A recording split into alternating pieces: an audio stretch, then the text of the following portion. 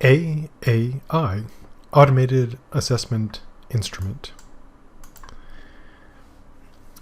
I'm involved in assessment in 3 roles. The first is as the professor who completes the assessment plan and report for philosophy and religion. The second is as the chair of the General Education Assessment Committee, GEAC. The third is as a member of the Institutional Level Assessment Committee, ILAC. These roles have shaped my perspective on assessment in useful ways. I see it from the perspective of a person who provides data, but also from the perspective of a collector.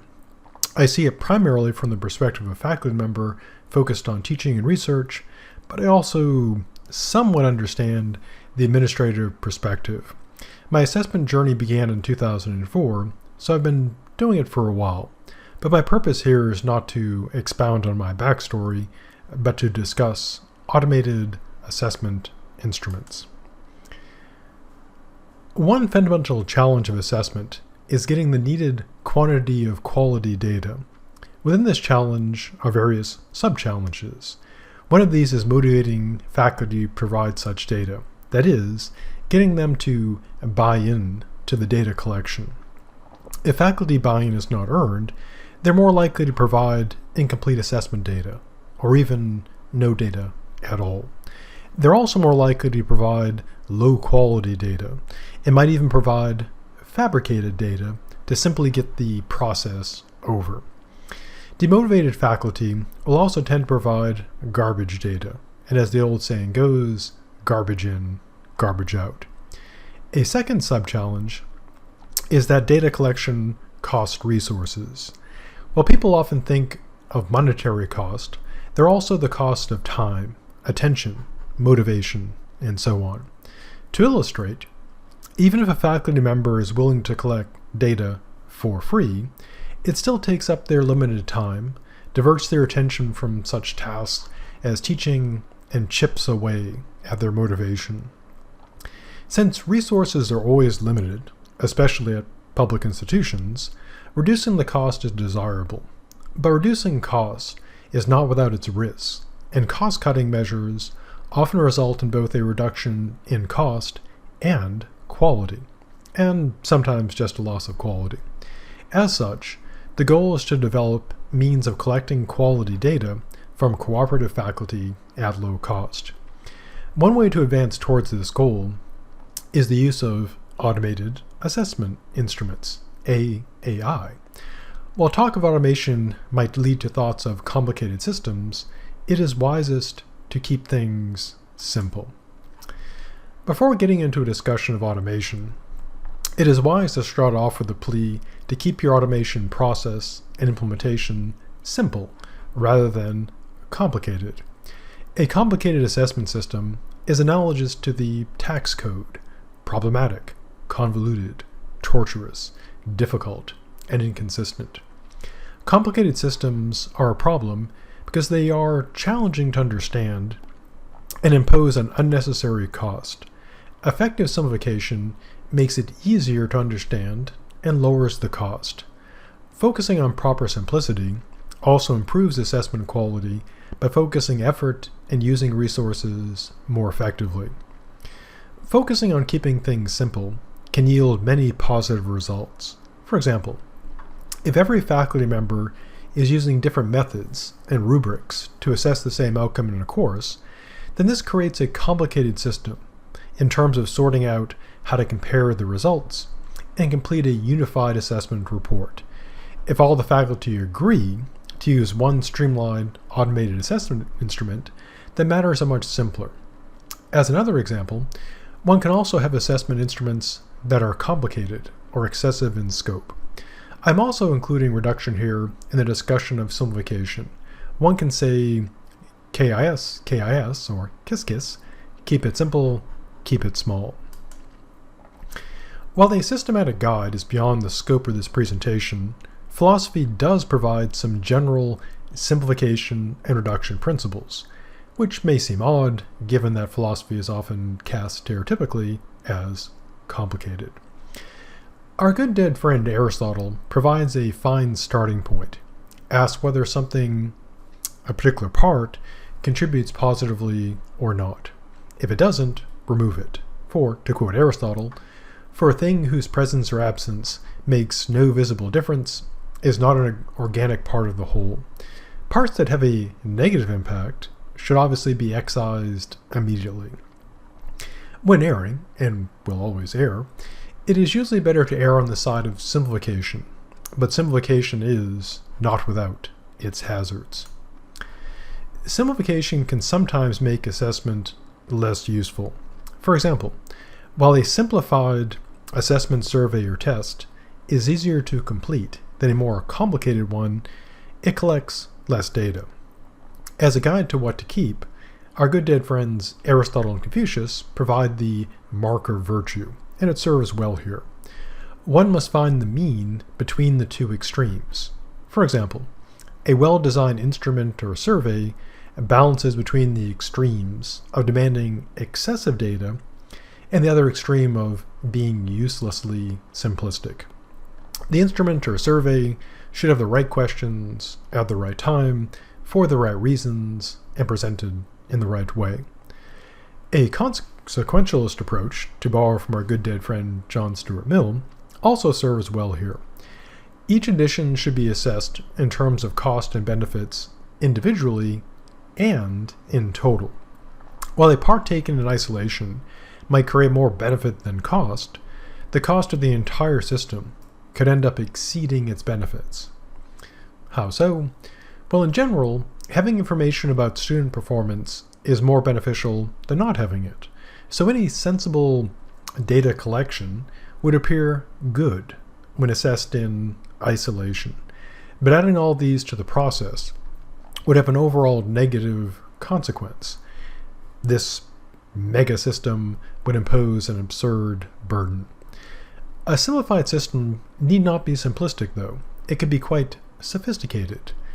One way to operate a sophisticated system, with greater simplicity and ease, is with, you might have guessed, automation, which provides a nice segue into our primary topic of automation. As a matter of psychology, people are more likely to stick to a default inclusion when opting out requires effort. An excellent example of this is retirement savings. When employees are automatically enrolled in a retirement plan and must opt out, they enroll in the plan at a significantly higher rate than cases in which employees must opt into the plan. This generalizes to most human behavior and can be used to increase faculty participation in assessment. Now, while it might appear that I have forgotten about automation and strayed off into a new topic, the connection between defaults and automation will, or so I hope, be made clear soon.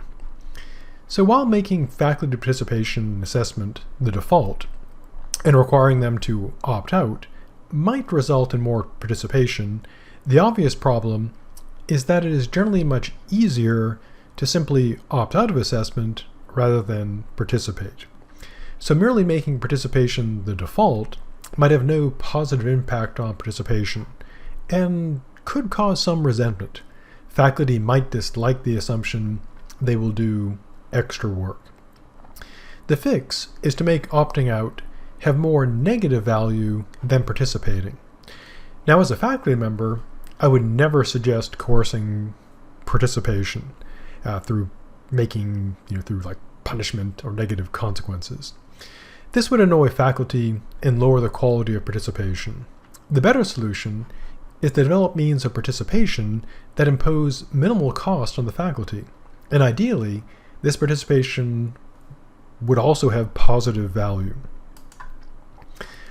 One way to do this is to have a default in which faculty agree to allow others to gather and assess data from their classes. But this still puts a burden on those who do the gathering and assessment, and these are often other faculty. As with many tasks, an obvious way to make it easier in the long term is to automate it as much as possible. As such, combining default participation with automated assessment can improve faculty participation. The default participation, properly handled, decreases the chances of faculty opting out, and the automation lowers the cost of participation. In cases where there is a need for no effort on the part of faculty, participation could be quite good. While it might be tempting to make even effortless participation unavoidable, faculty should always be given a choice to opt out as a matter of ethics and practicality. In terms of ethics, professors are the moral custodians of their courses and its data, and to force them to share the data would be morally problematic, with the obvious exception of final student grades being inputted into the grading system. There's also the practical concern that faculty could be put off by mandatory participation, and this could reduce the quality of their participation. While some faculty will certainly choose to opt out of participation, effective automation can reduce this number. One can, of course, have certain aspects of assessment that are default and others that require opting in. As a rule, the default participation should be for aspects of assessment that take no or minimal effort on the part of faculty.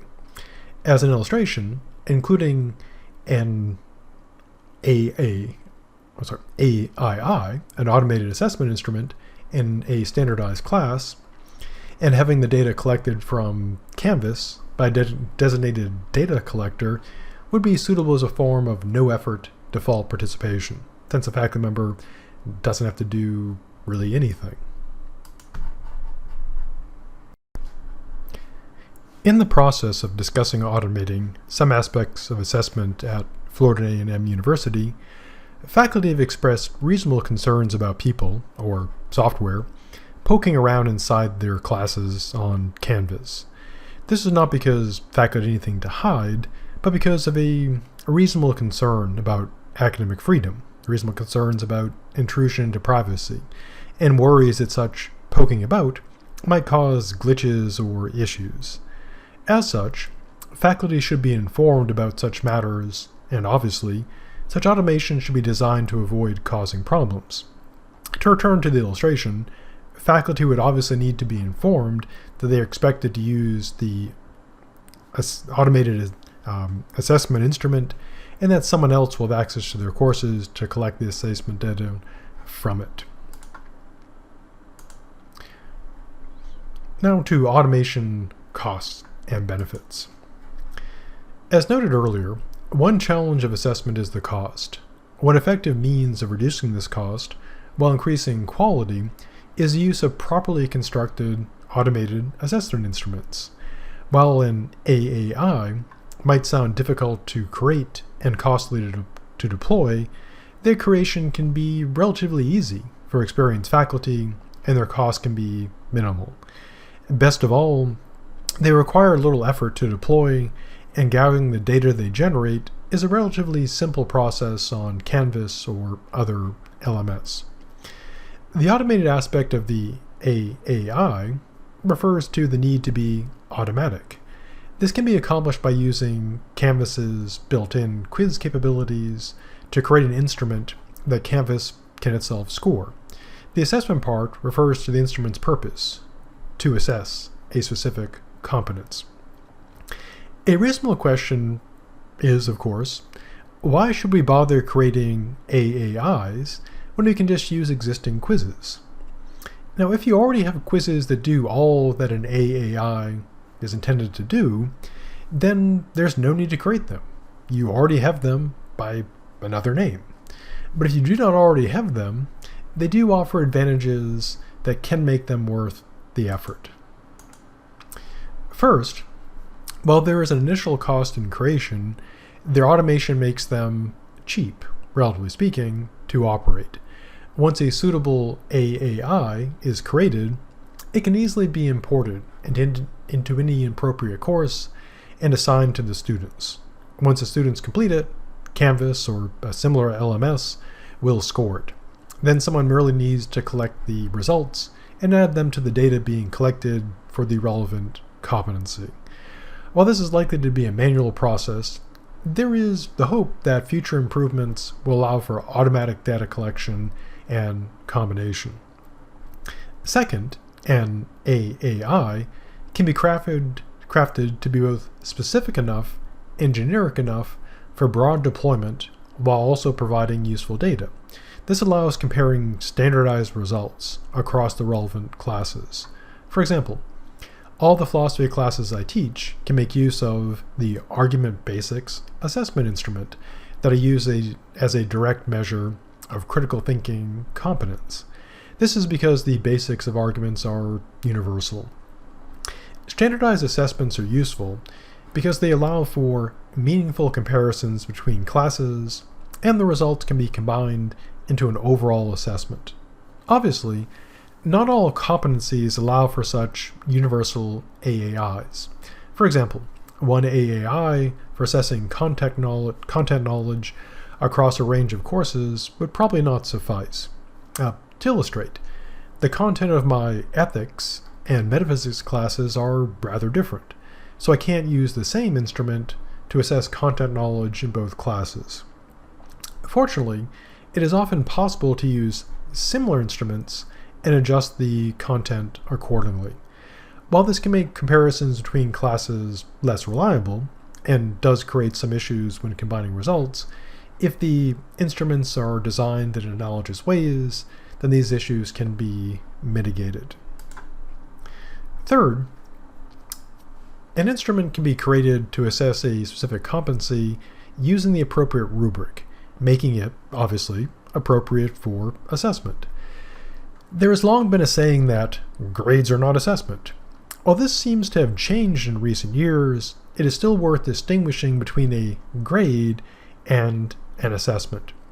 To use an easy and obvious analogy, a paper might have an extra credit option that can and should impact the grade. But in general, that extra credit should not be applied to the assessment of a competency. To illustrate, if a student gets extra credit on a paper for completing a survey for the professor, then that improves the grade, but has not improved the competency shown in written communication. Fourth, pre-made assessment instruments can be available for easy customization and use in classes. While classes and professors obviously do differ, there will be similarities between similar courses that often allow for pre-made assessment instruments to be modified to account for those differences.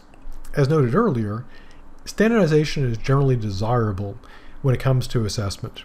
Fifth, and a bit selfishly, these instruments can be used to easily assess certain gen ed competencies for GAC. In some cases, the competencies assessed by a department or unit will be the same or at least like those assessed by GAC. This allows departments to easily contribute data to GAC and creates opportunities for GAC to provide departments with pre-made instruments for assessing gen ed competencies. Looking ahead, an automated system could extract assessment data from classes on Canvas and perform various relevant functions to create useful information. While obviously well within current technology, there is the obvious problem of securing the resources to create such a system. For FAMU and most public institutions, a more realistic option is establishing some degree of integration between the school's LMS and the software it uses for assessment purposes, such as Eventive, to make this data collection and analysis easier.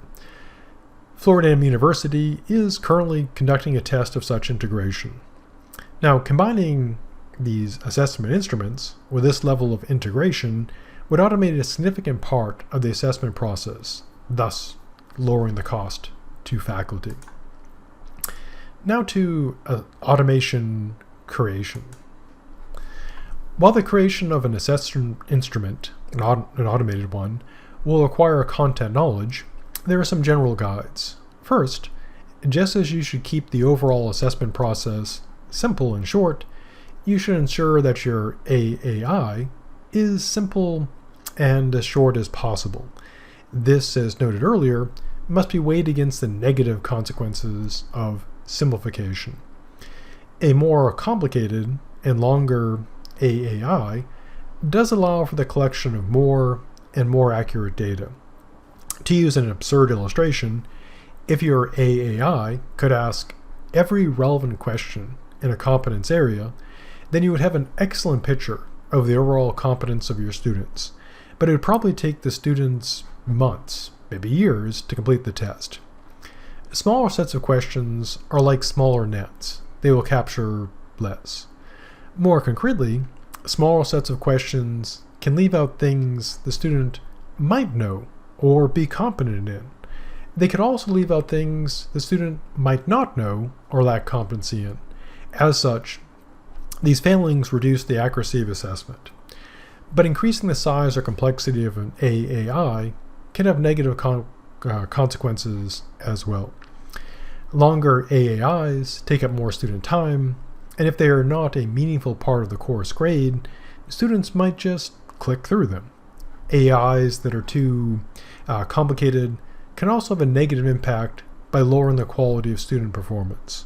Fortunately, professors already have considerable experience in creating tests and quizzes, and the same skills can be applied to creating an AAI.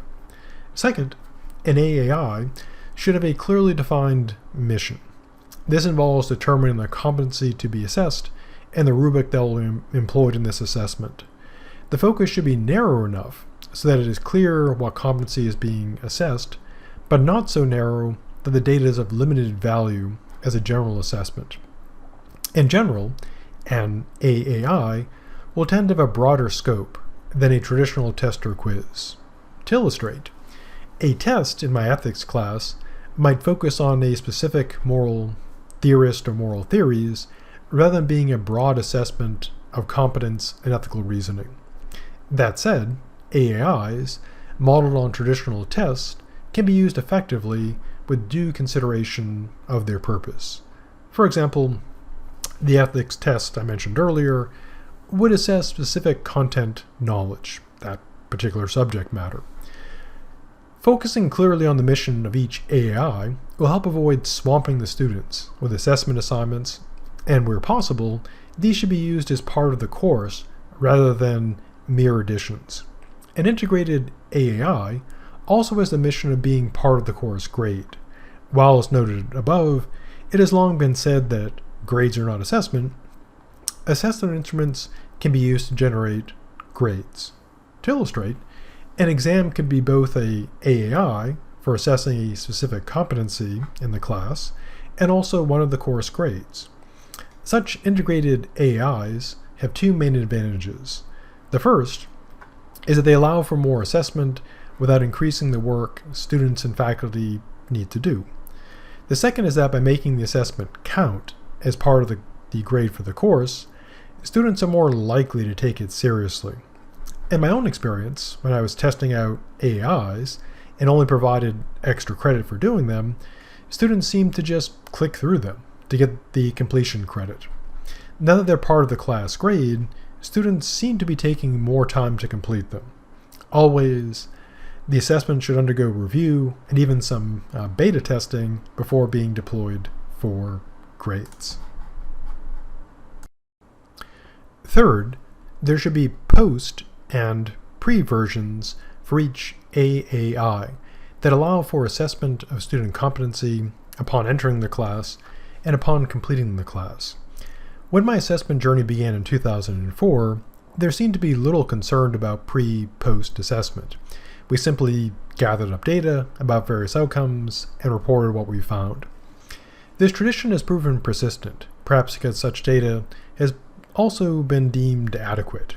While this data does have value in that it informs us of how the students performed in a competency area, it does not inform us of how much impact we have had on students. Consider, if you will, the following analogy. Imagine that you're looking for a running coach. You look at the times of the athletes and see that one coach, Samantha, has several runners who can run a 5K in under 18 minutes, which is quite good. In contrast, Coach Monica's runners all run the 5K in the 19 to 20 minute range. On the face of it, Samantha would seem to be the better coach. Her runners are faster than Monica's. So, you hire Samantha to coach you, and then you're surprised that you don't get any faster. How could that happen? You decide to do some more research and find that Samantha's runners ran under 18 minutes even before she started coaching them. and they run about the same after being coached by her. Looking at Monica's runners, you find that before she started coaching them, they ran the 5K in the 25 to 30 minute range. So her coaching actually appears to be very effective. But you wouldn't know this just by looking at the runner's current times. This also applies to teaching. Without pre and post data, we cannot adequately assess the effectiveness of our classes. Naturally, the goals for outcomes should include specific improvements between the pre and post assessments. This data can also help revise related goals. To illustrate, in philosophy and religion, we have always used a target of 80% of students being assessed as competent. This is another relic from the beginning of assessment. Everyone was simply told to assess 5 outcomes and achieve a result of 80% in each, because reasons. We often fell short of this seemingly arbitrary goal in some competency areas, reported our failure, and worked on our improvement narrative. When I started doing pre and post assessments, we found some rather important facts. The first was that students improve significantly in the competence areas, thus showing that classes were actually more successful than they seemed. The second was that students, obviously enough, varied a great deal in their starting competency from class to class and semester to semester. That suggested that having a seemingly arbitrary fixed percentage goal is a mistake. It seems better to focus on student improvement. This will, of course, improve the overall results as well. But is it worth taking away the advice that outcome goals should be regularly reconsidered and calibrated? Yes, it is. We should recalibrate them and reconsider them. Fourth, the AI should ideally include an extensive bank of questions to randomly select from, to minimize student ability to cooperate on the AI. This does take time, but can be done as part of an ongoing project. It's also a good idea to update the AI regularly based on information gathered from student performance. For example, this can reveal questions that are too difficult or perhaps too easy. While this is but a starting guide, it is my hope that it will prove useful.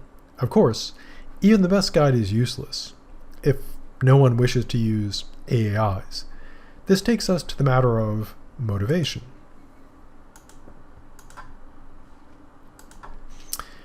While AIs make assessment easier, there is still the challenge of motivating faculty to use them and to be active in assessment in general. As a faculty member, I have found a pragmatic appeal can be useful if blunt. Florida A&M University is subject to performance-based funding. Schools are rewarded and perhaps punished based on their assessed performance. While somewhat hyperbolic, my stock line is that participating in assessment impacts the continued employment of faculty. This can be effective. All accredited schools must also undergo the accreditation process. And assessment is now a key part of this process. So I can honestly tell faculty that their continued employment depends on faculty participation. Obviously, threatening faculty would be counterproductive and unethical, but clearly and honestly presenting the stakes can be a great motivator. Fortunately, there are also positive options. Traditionally, faculty could be motivated by appeals to unpaid extra work for the good of the students. However, the ascendance of the business model has weakened these traditional motivators. As a practical matter, motivation must be considered within the expanding conception of the university as business. Universities have consistently embraced this model and profess to see themselves more as brands and less as institutes of learning and research.